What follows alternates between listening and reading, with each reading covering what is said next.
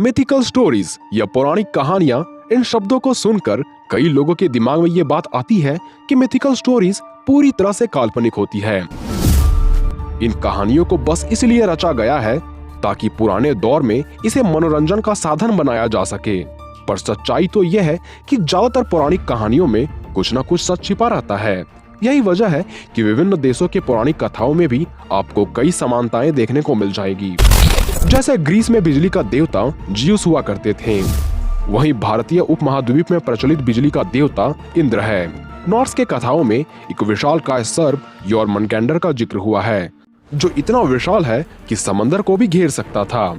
वहीं भारतीय लोक कथाओं में वासुकी भी ऐसा सांप था जिससे पूरे समंदर का मंथन एक विशाल पर्वत पर बांधकर किया गया था।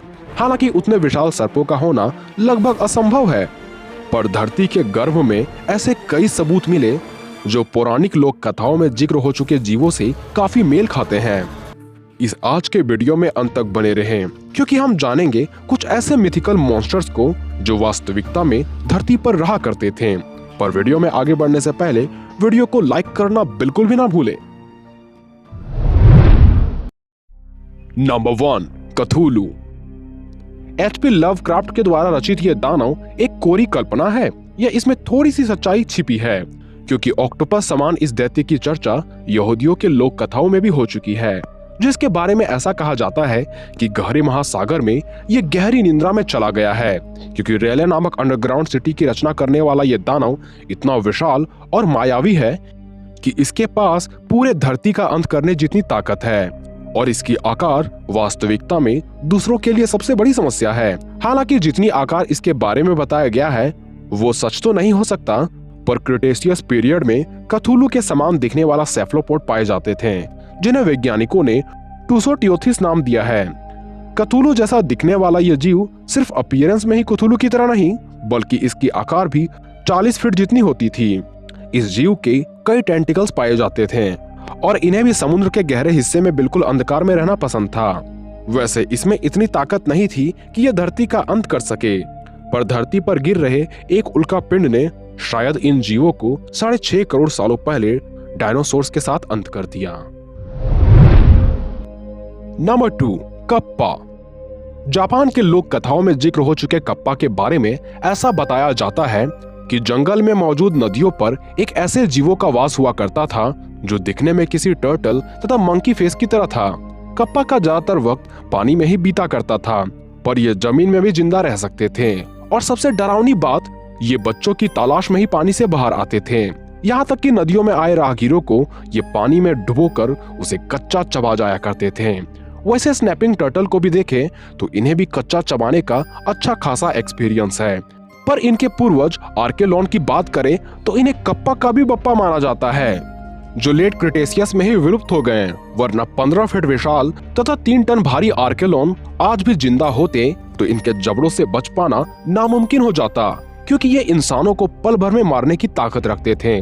और इसके पीछे की वजह इसकी धारदार चोंच भी हो सकती है, जो कप्पा से भी ज्यादा धारदार और विशाल हुआ करते थे, जिसका काम सख्त जीवों के टुकड़े करना था। और हाँ, ये ओमनिवोरस हुआ करते थे, इसलिए सामने चाहे पौधा हो या जीवित शिकार, ये उन्हें खाकर अपना पेट भर लिया करते थे। Number 3, dwarfs. ड्वार्फ्स यानी ऐसे बौने प्राणी जो आकार में सामान्य मनुष्यों के सामने किसी खिलौने की तरह हुआ करते थे, और इन जीवों का जिक्र नॉर्स के कथाओं से लेकर हिंदू लोक कथाओं में भी हुआ है। यहाँ तक कि ऋग्वेद में भी 60,000 ऐसे ऋषि की बात कही गई है जिन्हें वाल्खिल्य कहा जाता था, और ये आकार में किसी मनुष्य के अंगूठे जितना हुआ करते थे। खैर, आज से 50,000 साल पहले ड्वार्फ्स हकीकत में हुआ करते थे।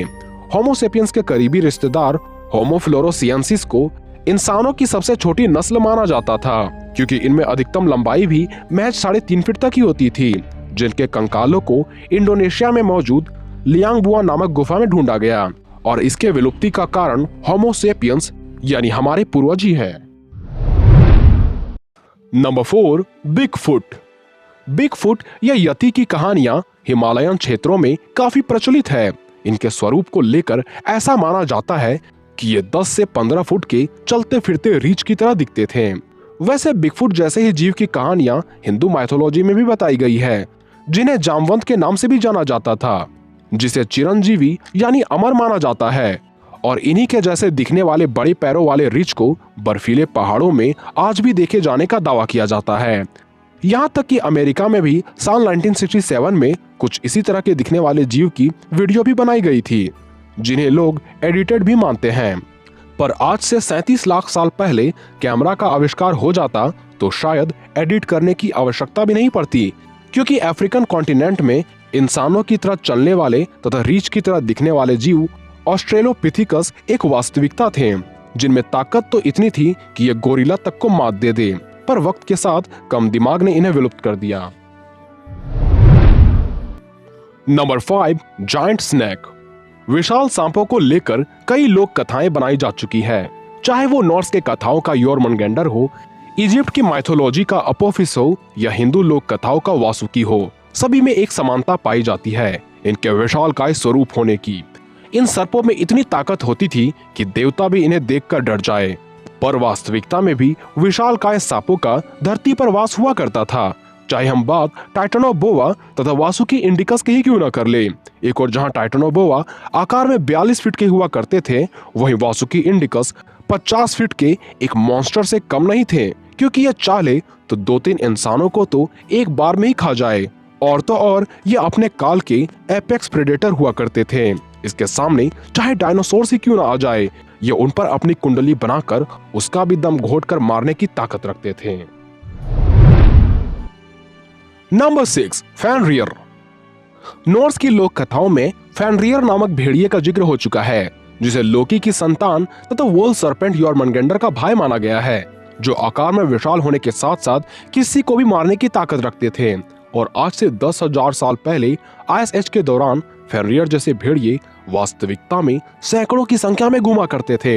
हम बात कर रहे हैं डायर वुल्फ की, जिन्हें इतिहास से लेकर आधुनिक युग तक का सबसे विशाल भेड़िया माना गया है, जो आकार में भले ही 4 से 5 फीट के होते थे, पर ये मिलकर विशाल वुल्ली मैमथ तक का शिकार कर लिया करते थे। इसलिए आज के आधुनिक शेरों को मारने में भी इन्हें ज्यादा वक्त नहीं लगता, क्योंकि शेर भी मैमथ के वंशज हाथियों से उलझना पसंद नहीं करते। पर डायर वुल्फ मैमथ के विलुप्त होने के बाद ही विलुप्त हुए। Number 7, dragon.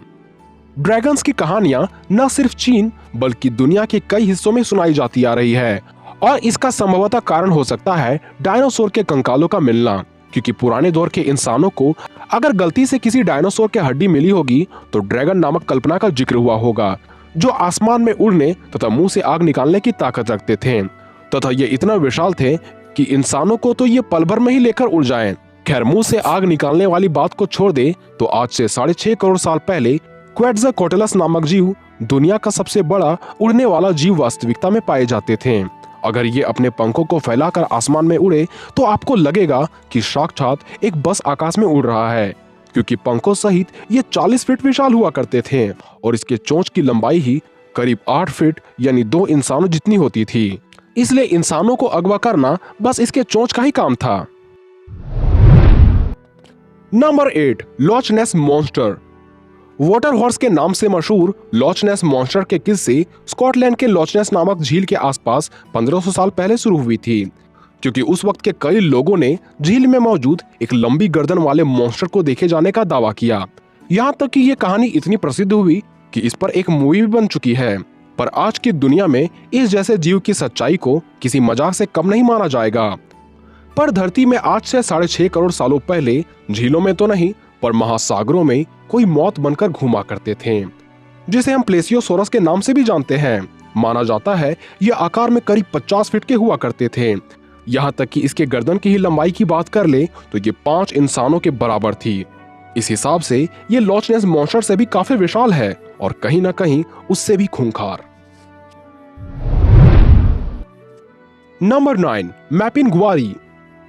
काफी सालों से अमेज़न जंगल में रहने वाले ट्राइब्स द्वारा मैपिंगुआरी नामक मॉन्स्टर को देखे जाने का दावा किया जाता है। इनके अनुसार मैपिंगुआरी मॉन्स्टर की सिर्फ एक आंख होती है और पेट में एक विशाल मुंह होता है। इन ट्राइब्स की अवधारणा है कि ये अमेज़न जंगल को हर खतरों से सुरक्षित रखते हैं और ये आज भी घने जंगलों के बीच रहा करते हैं। वैसे पेट में मुंह होने वाली बात तथा एक आंख होने की बात छोड़ दे तो आइस एज के दौरान अमेज़न जंगलों में मैपिंगुआरी जैसे दिखने वाले ग्राउंड स्लॉथ पाए जाते थे, जिसकी चाल ढाल भी मैपिंगुआरी से काफी मिलती जुलती थी और ये आकार में एक विशाल हाथी जितना हुआ करते थे। पर आज से 11,000 साल पहले इंसानों द्वारा शिकार होने के कारण ये हमेशा के लिए विलुप्त हो गए। पर हो सकता है कि ये आज भी अमेज़न जंगलों के घने क्षेत्र में आज भी जीवित हो। Number 10, 4 tusk elephant. हिंदू की पौराणिक कथाओं में हमें कई बार 4 टस्क वाले हाथी का जिक्र मिलता है। जैसे कि इंद्र देवता के ऐरावत की बात कर ले तो इनके भी 4 टस्क पाए जाते थे, जो भले ही ये मिथिकल जीव हो, पर आज से 2 करोड़ साल से लेकर 20 लाख साल पहले जब पानी में मेगालोडॉन घुमा करते थे, वहीं जमीन पर 4 दांत वाले विशालकाय हाथी एक सच हुआ करते थे, जिन्हें वैज्ञानिकों ने गोम्पोथेरस नाम दिया है। माना जाता है कि ये अपने विशाल निचले दांतों से जमीन को खोदकर विशाल घासों को उखाड़कर खाया करते थे। वहीं ऊपर वाले 2 टस्क से ये पेड़ों की शाखाओं को भी तोड़ सकते थे। पर क्लाइमेट चेंज ने इन जीवों को एक मिथिकल क्रिएचर तथा अस्थि अवशेष में बदल दिया। खैर, आप वीडियो को लाइक करके लाइक का कलर जरूर बदल सकते हो और कमेंट करके अपनी राय लिख सकते हो। तो आज के लिए बस इतना ही, मिलते हैं अगले वीडियो में।